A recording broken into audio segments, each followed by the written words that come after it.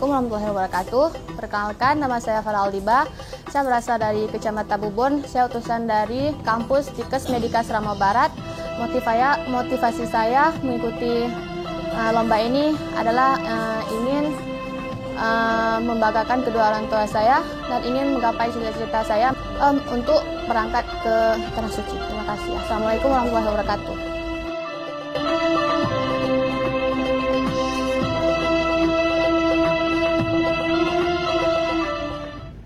Bismillahirrahmanirrahim.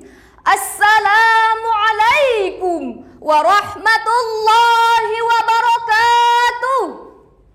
Hamdan wa syukran lillah, salatan wa salaman ala rasulillah wa ala alihi wa sahbihi wa mawalah, amma ba'd.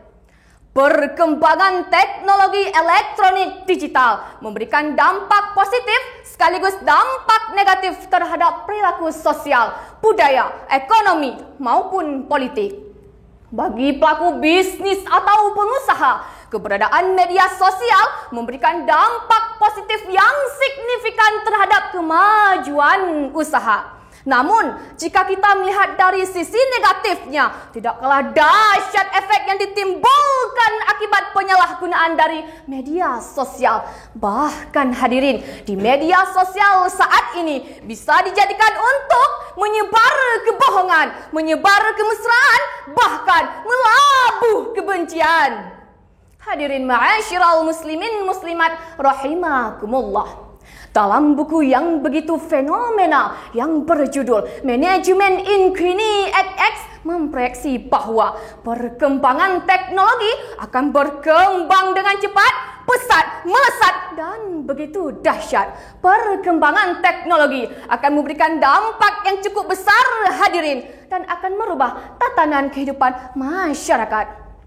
Hadirin, dalam buku yang diciptakan pada tahun 2004 ini memprediksi begitu banyak perubahan yang akan terjadi akibat perkembangan teknologi. Mulai dari cuaca dan musim yang bisa kita ganti dengan sesuka hati. Pembangunan perumahan kompleks dimulai. Manusia-manusia robot mulai diciptakan. Bahkan pada tahun 2091 nanti akan diprediksi penggunaan teknologi akan digunakan pada praktik ibadah keagamaan. Sungguh begitu dahsyat perubahan yang akan kita rasakan hadirin. Hadirin ma'asyiral muslimin muslimat rahimakumullah. Perkembangan teknologi informasi telah mengantarkan kita pada era di mana dakwah-dakwah semakin tersebar luas tanpa batas.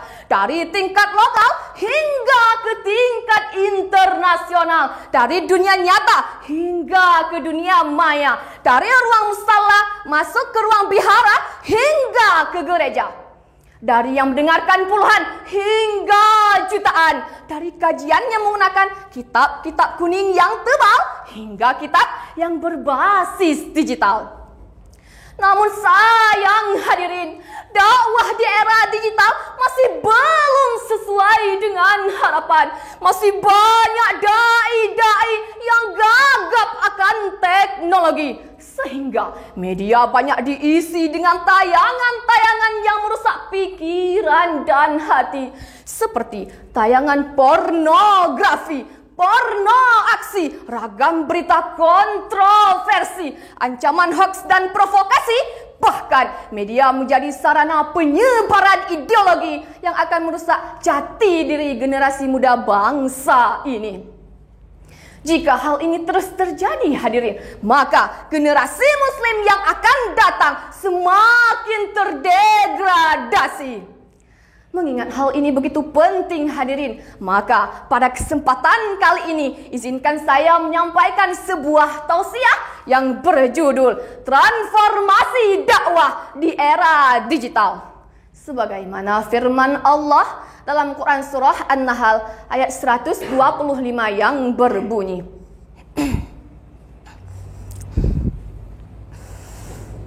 A'udzu billahi minasy syaithanir rajim. Bismillahirrahmanirrahim. Ud'u ila sabili rabbika bil hikmati wal mau'izatil hasanati wajadilhum billati hiya ahsan.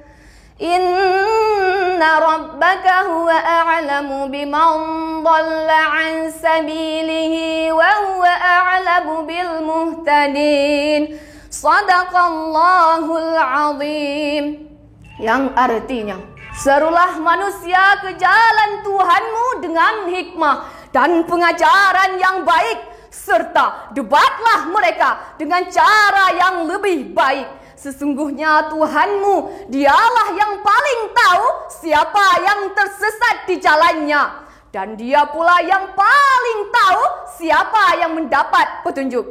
Hadirin ma'asyiral muslimin muslimat rahimakumullah. Dari syarahan tadi dapat kita simpulkan bahwa transformasi dakwah di era digital bisa dibagi menjadi dua pembagian. Yang pertama, dari dakwah era tradisional hingga ke era digital. Yang kedua, dari dakwah yang monoton hingga ke dakwah yang asyik ditonton, dan dari narasi yang dibenci hingga ke narasi yang menginspirasi, dan dari debat yang menegangkan hingga ke debat yang menyenangkan. Hadirin, tetaplah kita bersama meski dari sudut pandang yang berbeda.